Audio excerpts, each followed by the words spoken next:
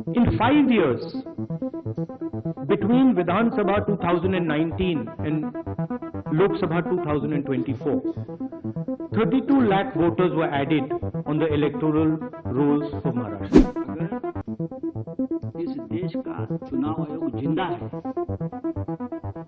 उनका जमीर मरा नहीं है, तो जो प्रश्न राहुल जी ने चुनाव आयोग को पूछे हैं, उनका जवाब चुनाव आयोग ने देना चाहिए। वोटर्स कहां से आए, वोटर कहां आए, किसका नाम काटा, इसका सारा जवाब इलेक्शन कमीशन ने दिया हुआ है।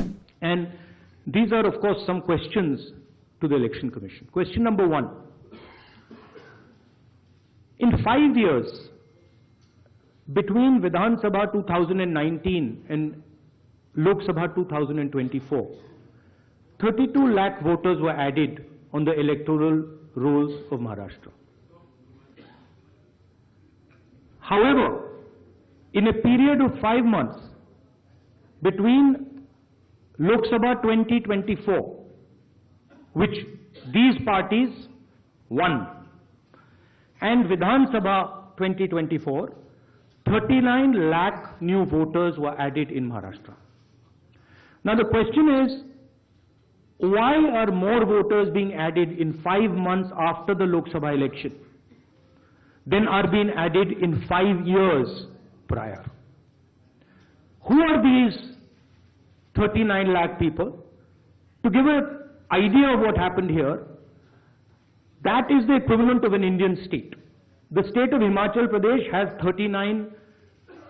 an equivalent number of voters.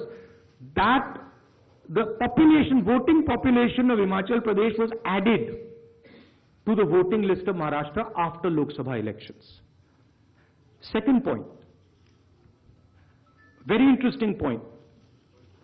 Why were there more registered voters in Maharashtra than the entire voting population of Maharashtra?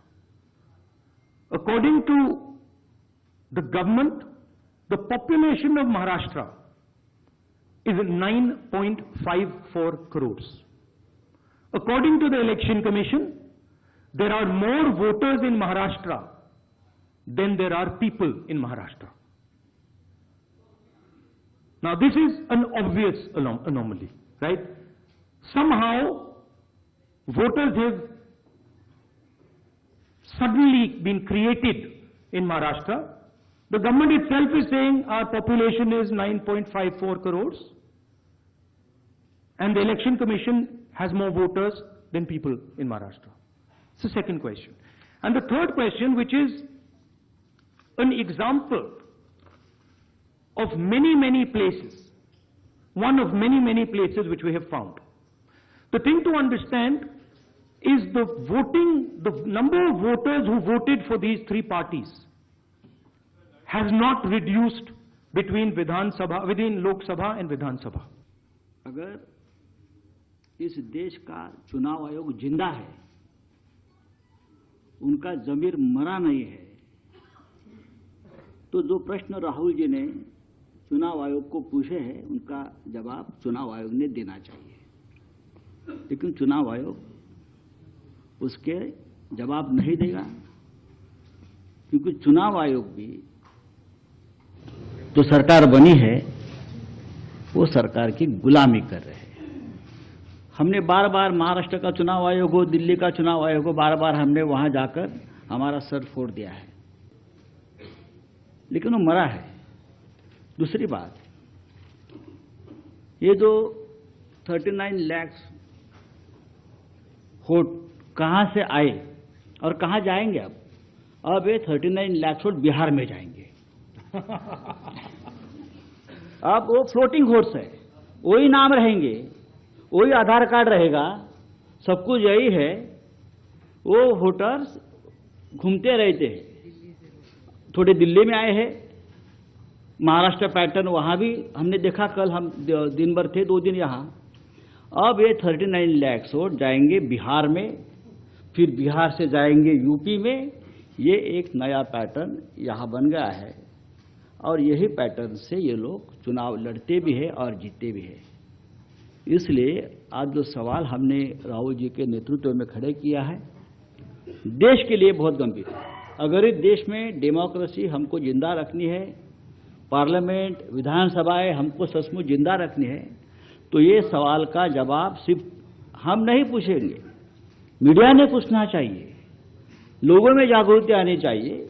हम तो लड़ने वाले लोग हैं, हम लड़ेंगे ही, लेकिन महाराष्ट्र की जो बात है, वो कैसे जीते और हम कैसे हारे, हमको हराया गया किस प्रकार से, ये मुद्दा राहुल जी ने देश के सामने लाया है।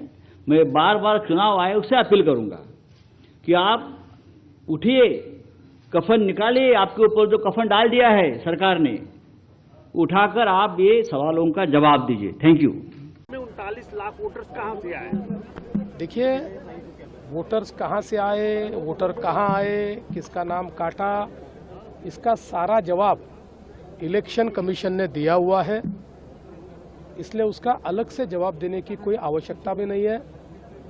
राहुल गांधी एक प्रकार से कवर फायरिंग कर रहे हैं, क्योंकि उनको पता है 8 तारीख को दिल्ली के रिजल्ट के बाद उनकी पार्टी का दिल्ली में नामो निशान समाप्त होने वाला है।